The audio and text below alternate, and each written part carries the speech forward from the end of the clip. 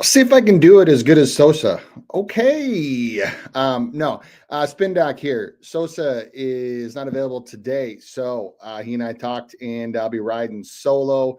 I've gone over the plays that I'm about to give with him. We are definitely synced up on it. So welcome to College Hoops RX. Still got 3 free plays for you, plus a review of the slate here for today. So first thing is wanted to go over kind of how this weekend went in college basketball. Really, it's getting down to it right now, and you're starting to see some separation with teams. So over the weekend, obviously, we had the big one. Auburn and Bama. Auburn just led that wire to wire. I actually miscalled that one, and because I actually thought that Bama would put up a little bit more of a fight. And yeah, they tied it in a few places, but Auburn just led that wire to wire. And man, that offense is just absolutely lethal. Broom just completely dominated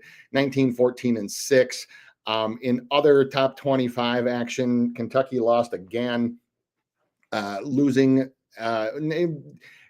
a respectable loss for Kentucky, losing at Texas. But you know, their seeding, which I'll get to in a second because I'm going to go over a little bit of bracketology. They were in the running for potentially for a 3 or a 4 seed. I don't know about that one. Other top 25 action. We talked about it on this show with Wisconsin and Purdue. Wisconsin just, if you didn't watch the second half of that Wisconsin Purdue game, my goodness. Wisconsin put up 58 points, shot 72%, and just raced by Purdue. And then the other one was, we had kind of talked about it. I know that Go Get 'Em wanted to talk about it. I said, Cougs, you got to take the Cougs because they had the length to defend Arizona on the inside, and they can force Arizona to be 3-point shooters, which they don't want to be. And that's exactly what happened. So, you know, a little bit of movement in the top 25 for bracketology, but there was a lot of movement in the end of the bracketology chain. And so, you know, going through a few teams that were big losers last weekend, Boise State got smacked by San Diego State, who is one of the last 4 in. We talked about it on the show, the last show of last week, how Boise State could not handle really. They needed that game bad. Not only did they lose, they got smacked. They're not even part of the next 4 out right now. They are just absolutely in bad shape. They're almost going to have to. They're almost. I'm not saying that they're totally out for an at-large bid, but they're almost at the point where they're going to have to win the Mountain West tournament. Georgia had a chance to really boost their resume against Mizzou. Mizzou absolutely smacked them second half. Georgia now is part of the first 4 out. And Indiana with their loss. Indiana is now next 4 out. As for those who don't know, their coach is retiring, resigning, being forced out, whatever it is. Basically, he won't be back next year. Woodson won't be back next year. So normally when that happens, sometimes teams kind of like rally and let's do it for the coach. But normally when it's already been announced that the coach won't be back, you don't see that happening. Another team that did not do themselves any favors over the weekend, Kansas State. They're now part of the next 4 out group. And you know, even though despite the fact that they lost at A&M, Arkansas just keeps hanging on. Right now, they are Lenardi has them. A few places, other bracketology places have them as one of the first 4 out. Lenardi has them as one of his last 4 teams in, just ahead of Wake Forest. So The Hogs, though, the Hogs cannot have any more bad losses. They're probably going to have to get at least 1 to 2 more quad one wins to solidify themselves. Can't have any bad losses. So that's just kind of a general summary of the bubble right now. You have a few other teams that are on there. Xavier, I don't think Xavier at the moment has any realistic shot at getting an at-large bid unless they make a deep Big East tournament run. Same thing goes with North Carolina. They've just, they've played a tough schedule. They've played a brutal schedule, but not enough quad one wins to overcome. Not enough quad one wins to overcome their just mediocre resume, kind of everything. The other team that I was going to talk about from last night, just because I gave it out in as a live play in VIP and we cashed. I didn't understand Baylor being favored at all last night. This has been kind of a theme that you've seen where you see unranked teams that are potential tournament teams being favored slightly against ranked road opponents. And if you watch that first game out in Arizona, the score was not really indicative of how bad Arizona just beat the living hell out of Baylor because of how big of a mismatch it was. So when I saw that Baylor was favored, that just made absolutely no sense to me. So we cashed a live play on Arizona in the second half. Arizona first half, Arizona second half. Just a bad matchup for Baylor. Baylor had some injuries earlier in the year, and now what they're really struggling with is a lack of size. They're down to a 9 seed right now. I don't think they would be to a point where they drop out of the tournament because of their schedule that they've played. I mean, it's been pretty brutal when you play in the Big 12, but they might, if they don't get at least one more quad one win and probably one Big 12 tournament win, they could be looking at playing in the first 4. So, just kind of a general summary right now of bracketology about who needs wins and who doesn't. And that's something that you can use in that I use now in the capping is who needs a win, who doesn't. And it can be something that you can factor in. But we will move on from that right now. We'll go to the first play of the day, which is 2 ranked teams, actually. And we have Texas A&M against Mississippi State. And this game kicks off at 7 o'clock Eastern. I'm going to bring up the KenPom here for you in just a moment. And so this is conference play for this game for KenPom. So what you have is you have Mississippi State, who is laying 2.5 with a total of 142.5. And when I saw this game, I wanted to jump on a side and then I wanted to validate it. And now I've validated it. And now we're jumping on a side. So you have one team that is absolutely rolling and one team that's kind of been a mixed bag since early January.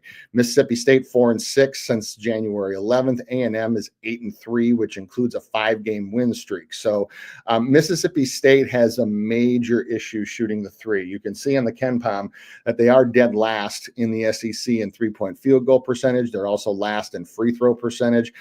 When you factor that over the entire course of the year, even playing some of the kind of easier parts of their schedule in non-con, that doesn't get any better. 309 and 289. They do have issues shooting the ball. The problem that this can bring, even at home, is that A&M has held their last 3 opponents to 44.3% effective field goal percentage, which includes a game at Missouri. And if you've watched Missouri's home offense, they can just get absolutely rolling at home. That mark is top 15 nationally. The other thing is that A&M's leading scorer, Wade Taylor, has 2+ three-pointers in 4 straight. He's shooting 44.1% from deep in those 4 games. And the other big advantage that A&M has here is rebounding. They have length upon length upon length. So I love their length on the wing here with 6'4", 6'4". I know Taylor's 6 feet, but 6'4", 6'4", 6'6", 6'8".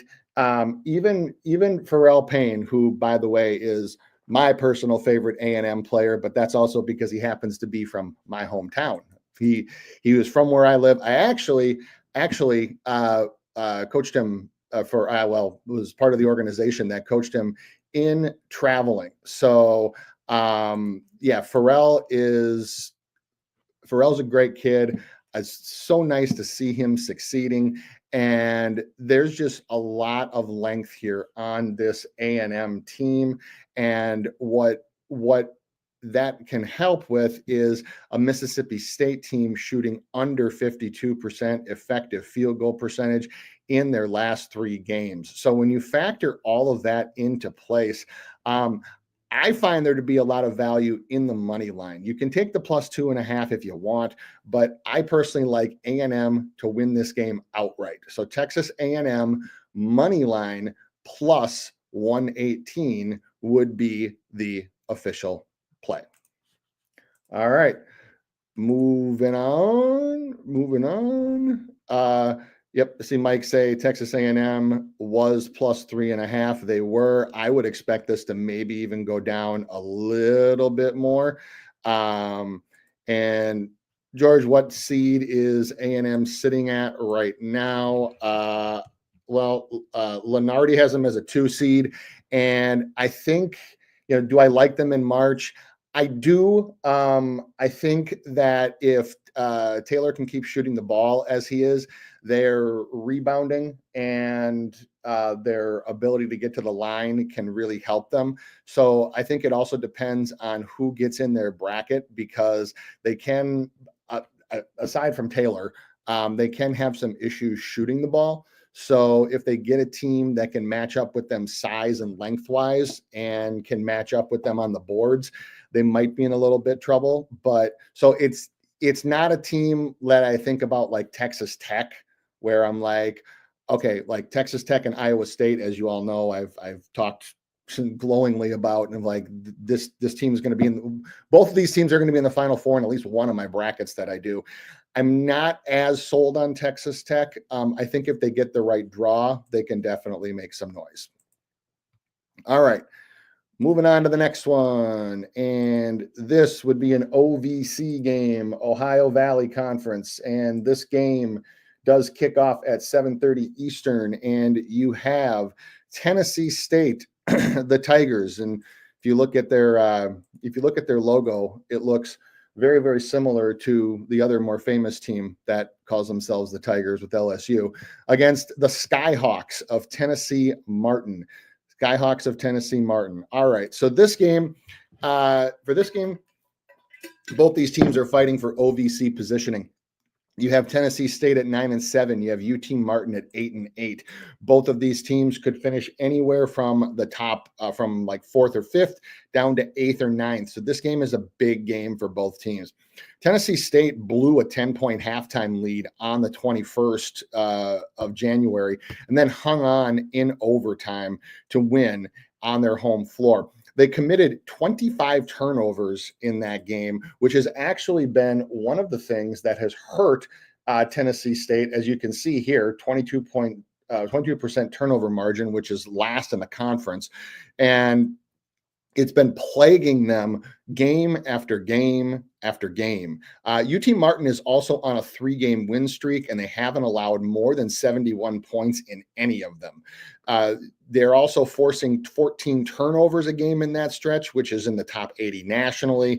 They're the top 90 nationally overall anyway, forcing 13.2 turnovers. So, I look at this game and I see that while there are a few advantages that Tennessee State has, man, this team turns the ball over a lot. And you can get away with it sometimes when you're at home and you're doing some other things well, but they're not really doing that. While they're second in the conference in effective field goal percentage, they only shoot 49.5% on the road and barely 50% last 3. That's well below this mark in conference play. Tennessee State does get to the line. They're the top free throws attempted or field goals attempted mark in the conference, and they are attempting almost 25 free throws per game.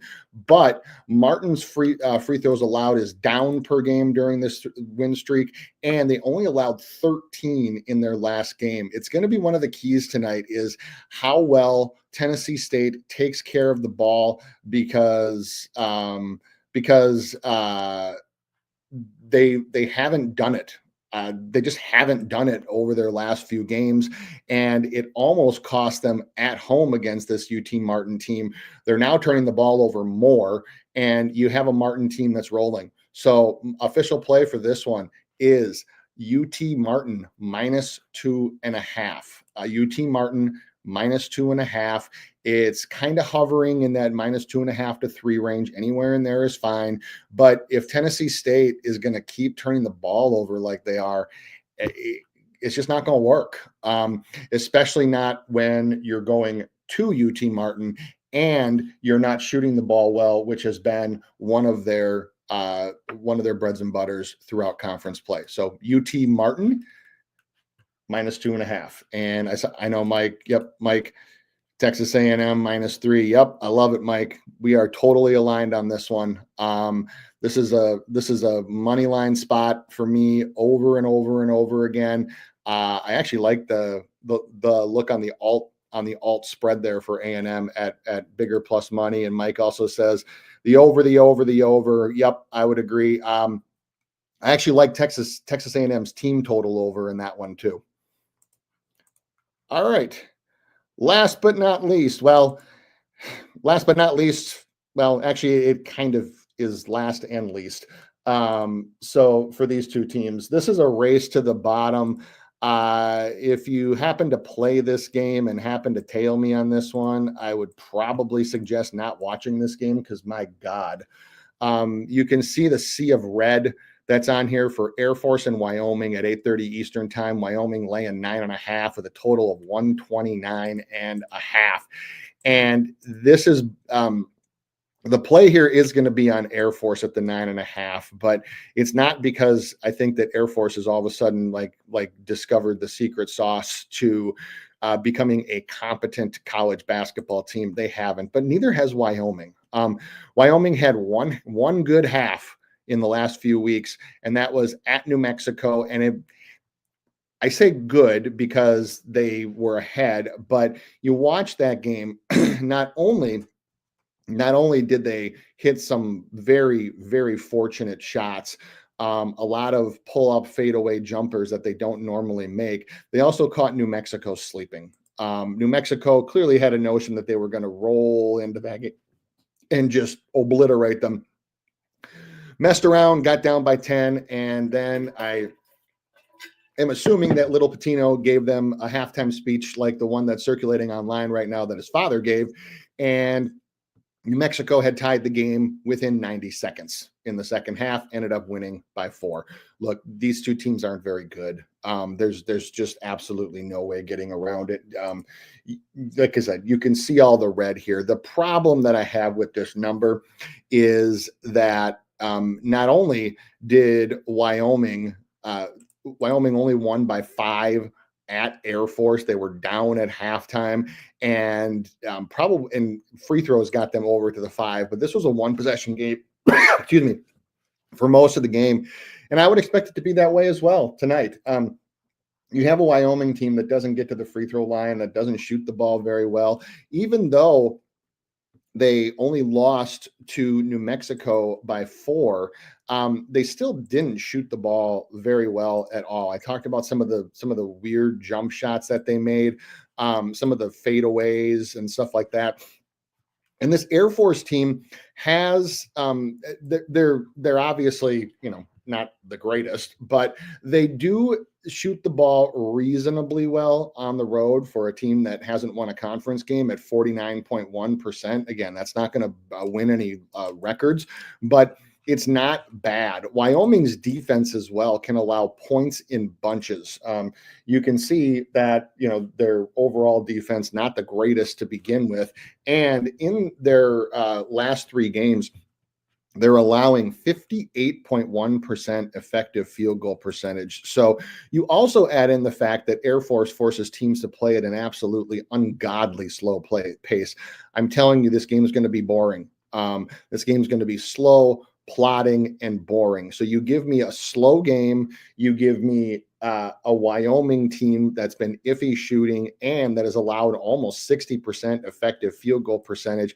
And then you're asking me to have a team that has not covered a 9.5 point spread virtually all. The last time they did it against Bellarmine back in December at home. So there's just too many points. So the official play here, Air Force plus 9.5. And as I said, I would try my best not to watch this game because this game's going to be boring. So Air Force plus 9.5 is the final free one.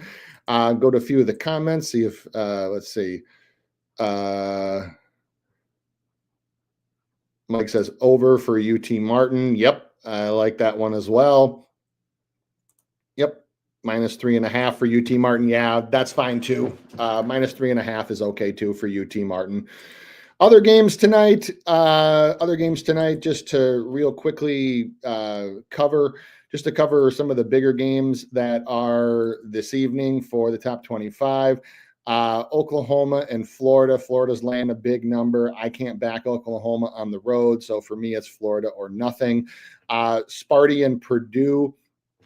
Look, I'm probably a little biased just because I'm not a Matt Painter fan at all, and I'm a huge Tom Izzo fan. So obviously, I'm gonna lean Sparty.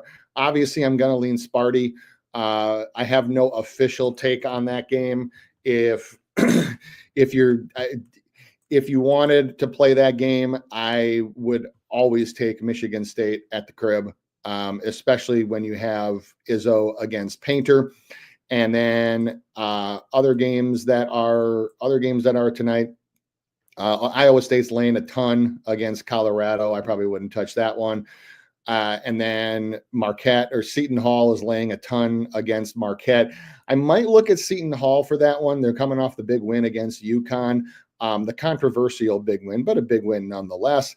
But man, the way Marquette's playing nowadays, even at home, I'm not sure that I trust them to cover almost a 20-point spread. It's probably one I'm not going to touch. And then one of the nightcaps out in Provo. If I'm betting this game, I'm betting on BYU. There is no way I'm betting on Kansas right now. They just look all out of sorts. Schizo team traveling, second game on the West Coast, and of course, one of my favorite fades, Bill Self. So if you're playing that game, I would play BYU. So Adams Digest says my Tigers versus Bama tomorrow. Yep, should be fun. So, all right, that is going to do it for us today. And again, just to recap, the free plays are the Texas A&M money line. Mike concurred with that one, said also take the over. Agree with that one. And you also have UT Martin at minus 2.5 or minus 3.5. And then in the bowling shoe ugly game of the night, Air Force and Wyoming. Air Force at plus 9.5. It's just too many points for two teams that play so slow and can have so many offensive lapses. I just can't trust Wyoming at this point to cover a 10-point spread. So, Duanis Tucker says Wisconsin and Illinois. Yeah, I looked at that game. The Wisconsin spread is kind of approaching no man's land right now. It's beyond one possession. It's at the 4. Right now, I do see a big disparity in bets to money. You have 14% of the bets and 89% of the money. So there's been some big money put on Wisconsin so far, which has caused it to go to 4. I would probably concur if you're playing that game is that I would probably look to Bucky for that one. And then from a totals perspective, probably the over just because Wisconsin's offense is just so lights out right now, but it might not be one that I touch. I want to see how the line moves. Mike says Found a nice correlation play. I love when we catch this high team total. Houston team total first half. Oh, or Mike, is that Houston full game team total? Oh, sorry, I was just trying to read it. Arizona State team total under 28.5. I'm assuming that's the first half. And then are you saying then the first half over for the game and then Arizona State team total under? Is that what you're saying? I'll let Mike answer that one. What do you think about LSU money line at home versus South Carolina? Well,